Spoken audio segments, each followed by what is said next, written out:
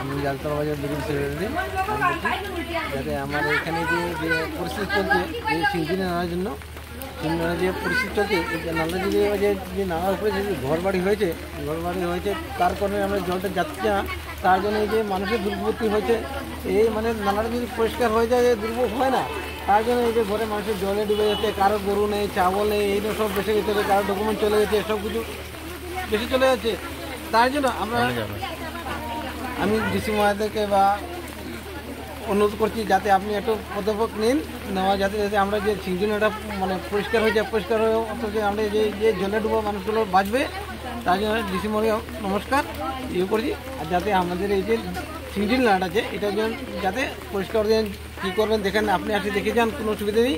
এখানে যে আছে যে মানে নালা উপরে যে ঘর বাড়ি দোকানপাট হয়েছে, গডরেজ ফ্রিজ মুরগি ছাগল কিচ্ছু নাই, সব মরে গেছে। ডাটটা করো মানে ঘুমাইবার একটা পিনবারও কাপড় পর্যন্ত নাই। আপনারা আইয়া দেখুন কি অবস্থা। আমি চাউল রাখি আইছি টেবিলের উপরে, চাউল পর্যন্ত নাই। খাইতাম যে এখন আজকে ভাত খাইতাম এরকম না।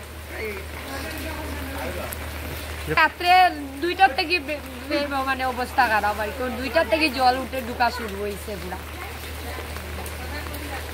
এবার মানে খাতা কাপড় কিচ্ছু নাই, চাউলও নাই, গরো থাকবার মতো অবস্থা নাই। আপনারা আইয়া দেখুন তো বিশ্বাস করবা, না দেখলে তো আপনারা বিশ্বাস করতাম হয়েছে না। এবার বিশেষ করে হয়েছে এই যে নালা, যে সিঞ্জুরি নালা আছে, নালাটা মানে মানুষে বন্ধ করে লিছে। বন্ধ কি লাগে করছে, সবে দোকান দাকান দিয়া পুরা মানে নালার যে চৌড়া রাস্তাটা ছিল এটা সবে বন্ধ করেছে, যার ধরুন এই আমরা জলে ভুগলাম।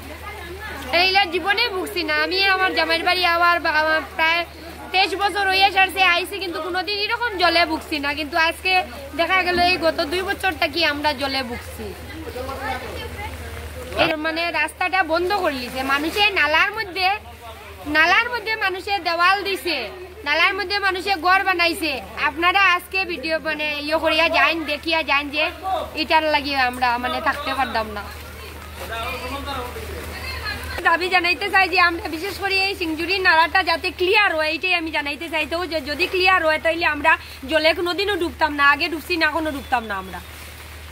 বিশেষ করে নালাটা ক্লিয়ার। কতবার এই সিঞ্জুরি নালার লাগিয়ে টাকা আইছে যে নালাটা জেসিবি দিয়ে খুদা আইব, দেখা যায় মধ্যে অবস্থা যে কয়েকজন আছে দালাল, তারা দরিয়া টাকাটা খাইলায়। কোনোদিন এই সিঞ্জুরি নালাটা ক্লিয়ার হয় না, আমরা দেখছি না, খালি আয় শুনি কাজ, কিন্তু কোনোদিন দেখি না যে সিঞ্জুরি নালাটা ক্লিয়ার হয়। কোনোদিন দেখছি না, আমরা শুনি খালি কাজ হইব জেসিবি দিয়া, নালা চৌড়া আইব, বড় হইব, কিন্তু কোনোদিন হয় না, আমরা দেখছি না এখন পর্যন্ত। মন্ত্রী এমএলএ সবে জানেন এই সিঞ্জুলির নালার কথা।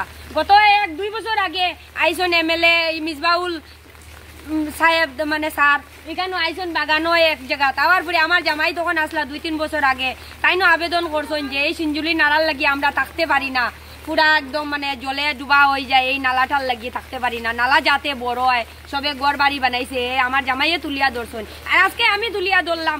আপনারা যদি পারেন চেষ্টা করবা যে এমএলএ, মন্ত্রী, মিনিস্টার, এসপি সবর কাছে, ডিসির কাছে যাতে এই কথাটা পৌঁছিয়া যায় যে আমরা কিরকম থাকতাম। আর নাইলে আমরা ঘর বাড়ি ডিসি সাহেবওয়ালা, এমএলএ সাহেবওয়ালা সবে আমরা ঘর বাড়ি দিতা যে কোনো আমরা থাকতে পারি কিনা। এই অবস্থায় আমরা তো থাকবার ক্ষমতা নাই, আমরা জান বাঁচানি ক্ষমতা নাই। আমরা এই অবস্থায় বাসা বাড়ি কিচ্ছু বাঁচছে না।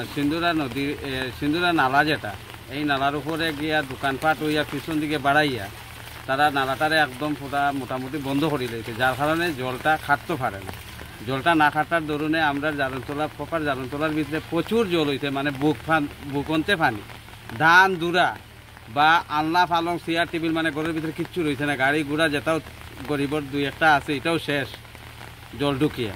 তা আমরা আবেদন ওটাই ডিসির স্যারের কাছে যে এই নালাটারে কীভাবে ক্লিয়ার করি আমরা বাঁচানি যায়, এটা নিয়ে একটা পদক্ষেপ তারা নিতা বা আমরা বাঁচাইয়া নিতা, নাইলে আমরা বারবার জলে ডুবিয়ার আর বাইয়া। এটাই আমার বক্তব্য। আর যদি ডিসি স্যারের যদি না এটা আমরা বিশ্বাস করি না, তাহলে এখনও তাই নাইয়া ঘরে ঘরে দেখতে পারেন জল কী পরিমাণে হয়েছে। মানে বারেও এই নমুনার জল হয় না, কিন্তু বৃষ্টির জলে এইভাবে ক্ষতিপূর্ণ করছে গরিব জনসাধারণ। গরিব জনসাধারণ যাইতে করি আমরা আইনের আশ্রয়ে এটাই চাইছি যে নালাগুলারে ক্লিয়ার করে দেওয়া। এটাই বলি আমার বক্তব্য আমি শেষ করলাম। নমস্কাৰ, মই অজয় ফুকন আৰু এইখিনিতে সমূহ এনি ভাৰত চেনেলটোৰ যিসকল কৰ্মকৰ্তা আছে সকলোৰে মোৰ ফালৰ পৰা শুভেচ্ছা জ্ঞাপন কৰিছোঁ।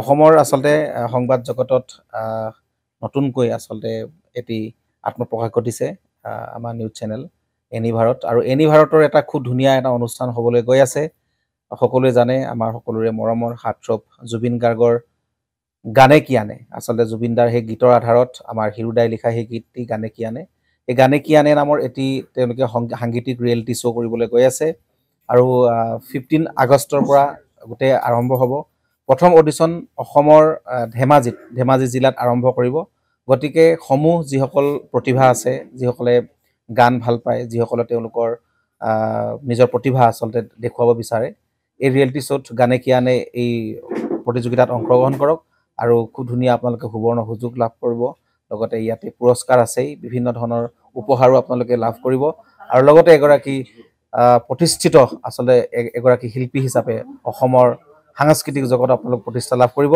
গতিকে গোটেই অনুষ্ঠানটোলৈ মোৰ ফালৰ পৰা শুভকামনা থাকিল আৰু লগতে এই অনুষ্ঠানটোত আপোনালোকে অংশগ্ৰহণ কৰিব আমিও আছো আৰু সকলোকে আমি লগ পাম ধন্যবাদ